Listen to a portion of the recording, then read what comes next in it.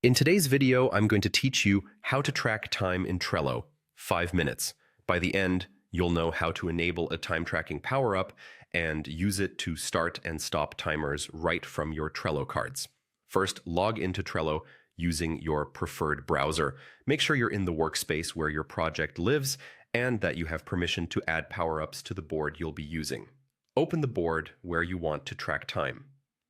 This is the board that holds the lists and cards for your tasks. If you have multiple boards, pick the one that needs time tracking the most. Next, find the Power-Ups icon on the board toolbar and click it. Depending on your layout, it may appear at the top or in a menu, but it's the entry point to extending your board's capabilities. Click Add Power-Ups to open the directory. This is where you can browse tools that integrate directly with Trello. In the search bar, look for a time tracking tool such as Clockify, TimeCamp, Tmetric, or Jibble. All of these are popular choices. Pick the one that fits your needs, whether that's simple timers, advanced reporting, or budget tracking.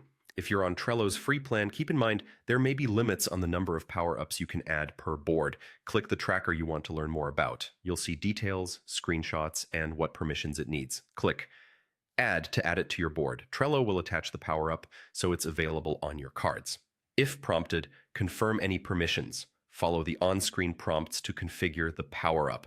This often includes signing in or creating an account with the time tracking service and authorizing Trello. Complete any quick setup steps so the timer button shows up on your cards.